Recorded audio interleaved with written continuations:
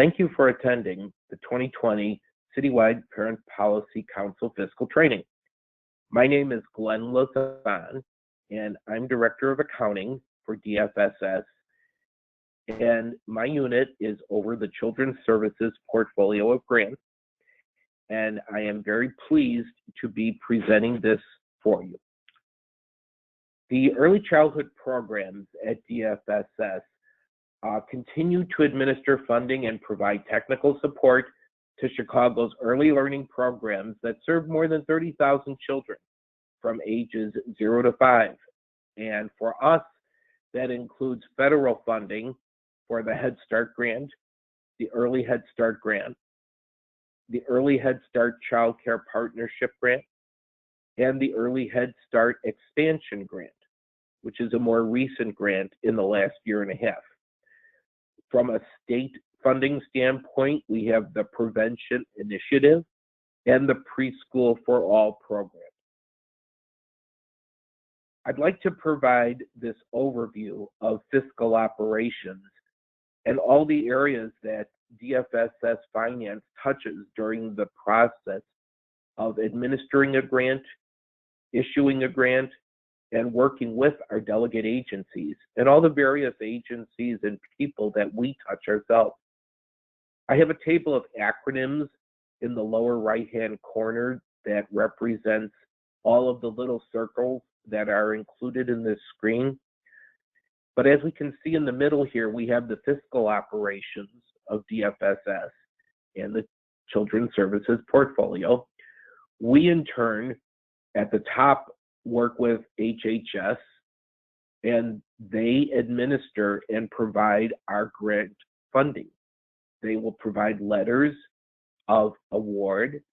They work with us as we prepare our grants. They act as a counsel in terms of moving forward with our grant applications and the various issues that come about throughout the year and through our grant year process.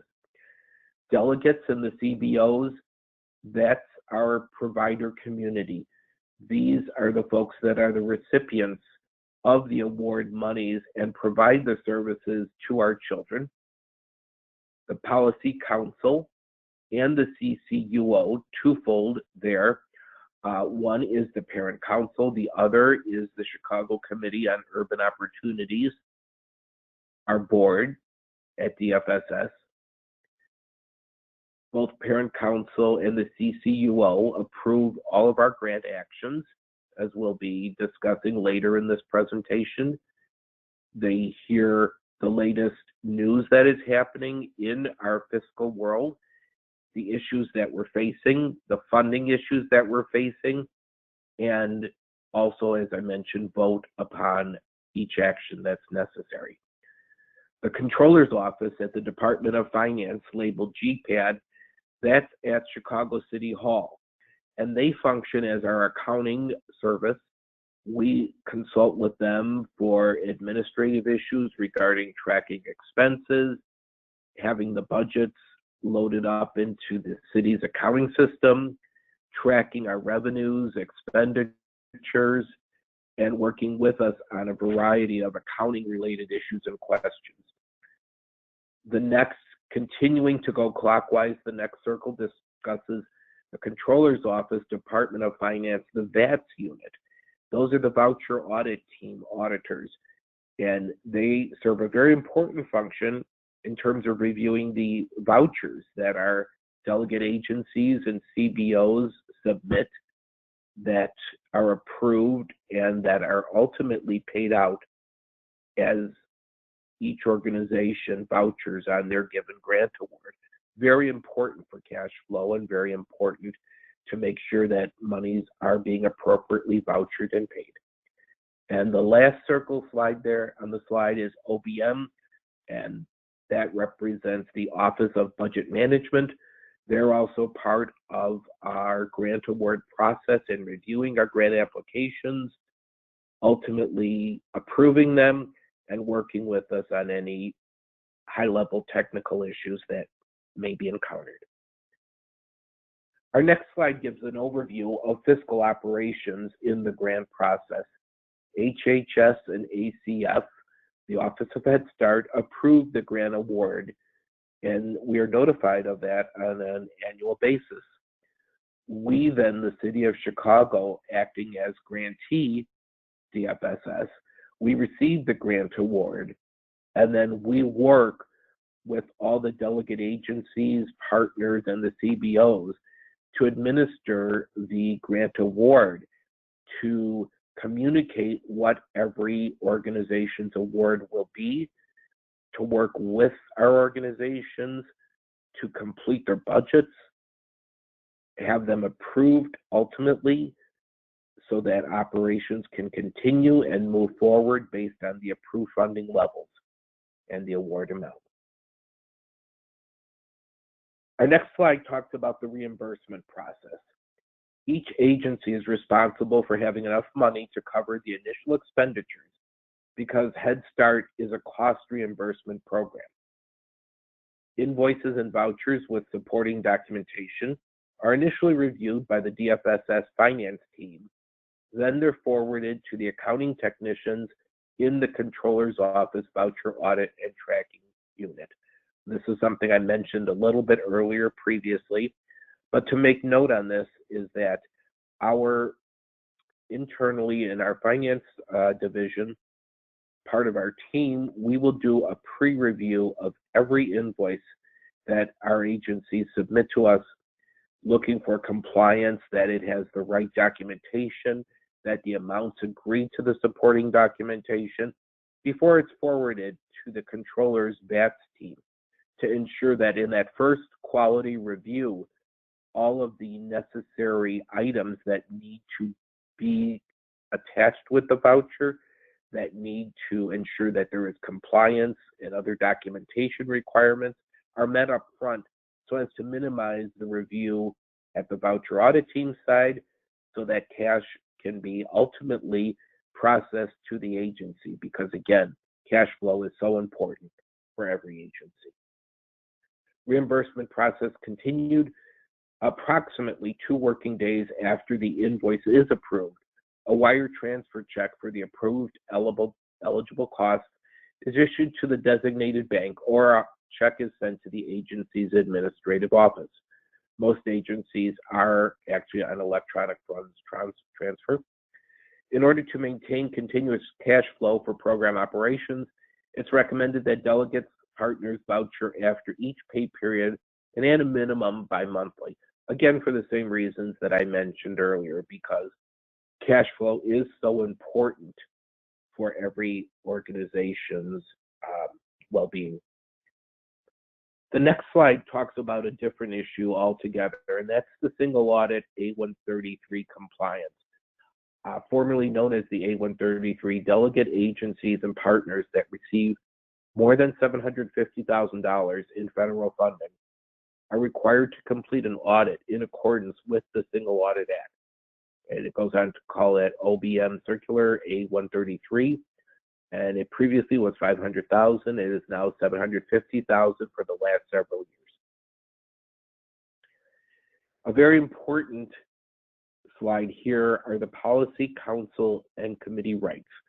The CPPC must receive the following reports to assist them in making informed decisions about the program: monthly financial statements, program information summaries, program enrollment reports, monthly report of meals and snacks.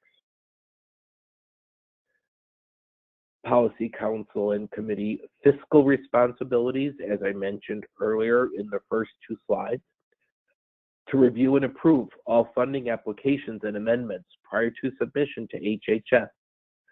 Full grant application training scheduled for the June meeting, and that will be forthcoming at a later date. Planning and other activities resulting from audits and federal reviews of grantee or delegate agency. Reimbursement procedures, the annual self-assessment of the grantee's progress in carrying out programmatic and fiscal intent of its grant application. Again, all of these things are items that are presented to the CPPC by finance and the grants administration team to keep the CPPC and the committees informed of all developments of a grant and of a fiscal nature that have to do with the operations of our organization.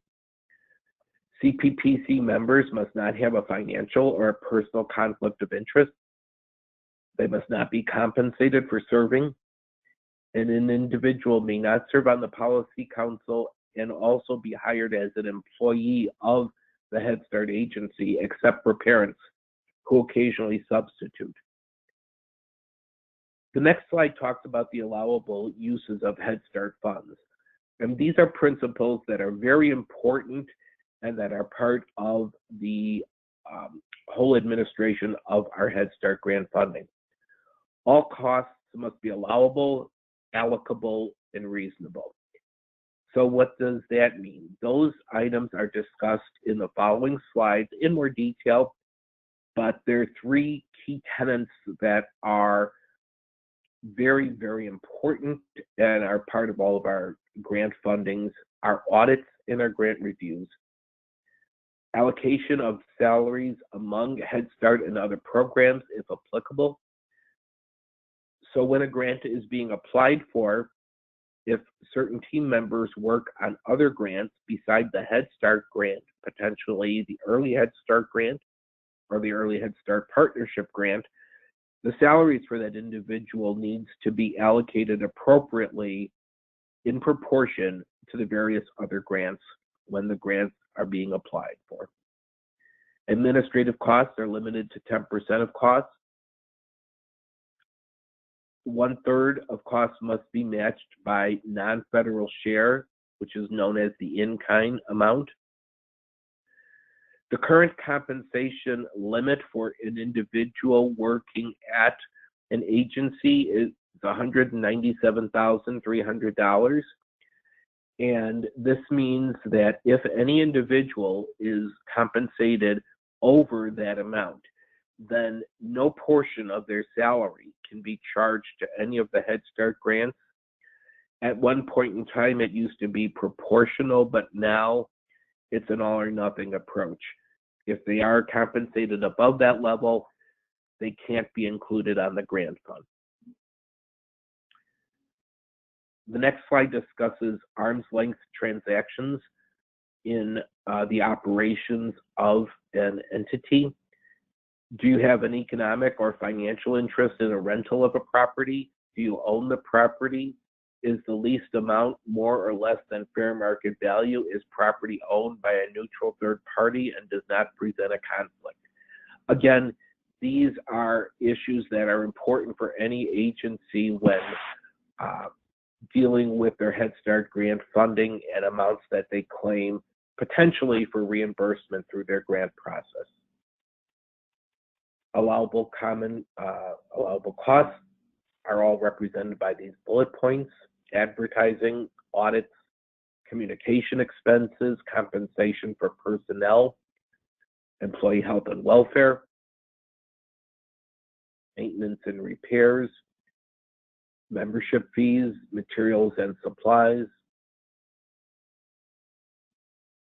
professional service costs, could be attorney's fees, could be outside accounting costs, publication and printing costs, rental costs of building and equipment, and training and travel.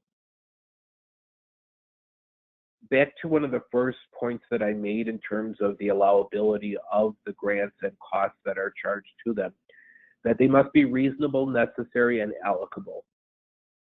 They must be authorized and not prohibited. These costs must conform to limitations, and again, there's very detailed regulations within the Head Start grant that apply to this. They must be consistent with other organization activities. The accounting for them for every agency should be in accordance with generally accepted accounting principles. These costs should not be included as a cost or a match in any other federally funded program. And there has to be adequate documentation. if any part of the voucher against this grant is audited, and when it is, there has to be documentation to support claiming it as a reimbursement. Common unallowable costs to be charged to a grant: alcoholic beverages, bad debt expenses, gifts, fines and penalties, fundraising, setting up a contingency for an unknown expense. I mentioned earlier the non-federal share, or the in-kind, and here are some key bullet points that describe what that represents. Non-federal share must not be included as a cost or match to any other federally funded program unless it's been authorized by federal statute. The non-federal share amount that's required from every Head Start funded agency must be verifiable from the recipient's records. It must be necessary and reasonable for the accomplishment of the program objectives.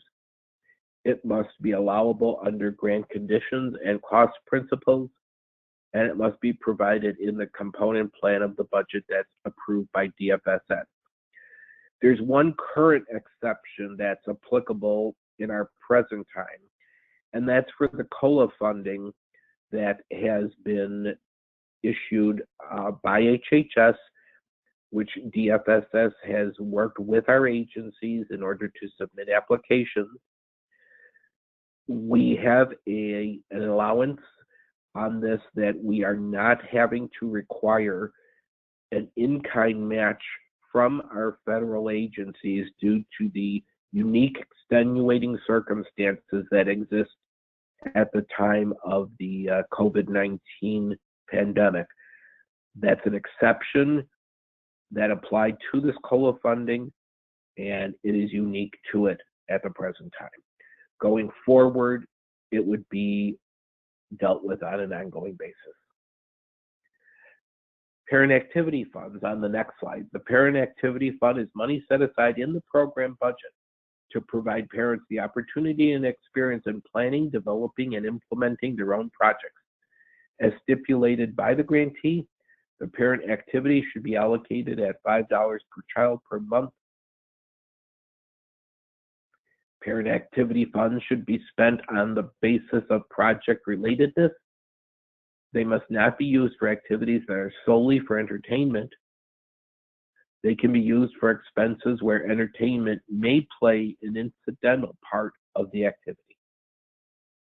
And here are some examples of parent activity fund usage: identifying a special speaker to present at the parent policy meeting and paying for the fees associated, including parents as chaperone on a field trip to the zoo and paying for their admission fee, paying the registration fee and expenses for a parent of the year to attend the Illinois Head Start Association, purchasing ingredients for a cooking class aimed at teaching parents how to create low-budget, tasty, and nutritional meals.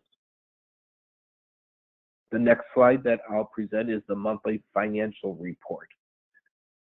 First, I'll go through the fiscal report definitions.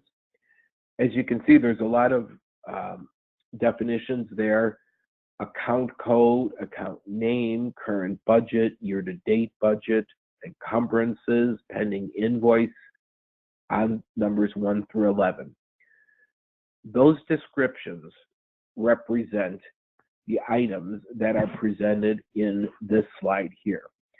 In this monthly financial report that is prepared every month, it's distributed to both the CPPC and the CCUO, as well as used by internal management, is a summary of all the major account categories, what's been currently budgeted under each of those cost categories, what the present year-to-date budget is for any given month we're in, be it the month of February, the month of March, the month of April. The next series of columns in this report then show how much monies have been either reserved, where maybe an invoice is not yet paid, but it's anticipated being paid. So an allowance is set up to recognize that amount of money as a future payment, or expenses have already been processed in these various cost categories, and those are also enumerated in the columns, or an additional pending invoice may be in transit waiting for something to happen on that, but we want to reflect that dollar anyway because those funds need to be encumbered. And the other remaining item in there is accrual. So our accounting system will make an allowance for any salaries expenses that possibly haven't yet been charged to a given month, but should be. And we will make a recognition of the number of days, maybe either at the end of the month, that need to be accounted for to balance out where it falls within a given pay period. And that could be an increase or a decrease, depending upon what needs to be reversed from the prior month. So it's an ongoing period adjustment for every month for both salary and fringe expenses. And that's something, again, that the City of Chicago's accounting office works on, and we incorporate those numbers. Ultimately, what are we looking at? But ultimately, we're looking at the year-to-date summary of the expenses, both that have actually happened, as well as those are projected that are currently being accrued for, and monies are reserved for it because the expense is real and it's going to happen. And in the last column, we look at a year-to-date budget variance where we're comparing how much of these monies compared to the budget, again, has been expended or is reserved and set aside for future expenses, knowing that that's going to happen in the immediate. So I've gone through a lot of slides here, provided a lot of information. Here's a list of the contacts in finance and grants that work with each other side by side through our entire process. My name is the second listed there, again, Glenn Lazan, Director of Accounting. I report to Christine Rowland, who's our Deputy Commissioner of Finance, and Christine is listed there as the first. And then our additional team members, Nicole Roberts, who's Supervisor of Accounting, who works with me, our accountants in our team, and our accounting technician, and then also our grants team, which is Jackie Tiamamasi, Director of Planning, Research, and Development, and Madeline Shea, who's our Chief Planning Analyst. I hope this has been helpful for you to learn and to know a little bit more about our process at a very high level. Know that everyone at DFSS is ready and available to answer your individual questions and your informational needs. As we move forward, please don't hesitate to reach out to us or any members of our team. Thank you very much for participating in this finance training with me. Have a good day. Thank you.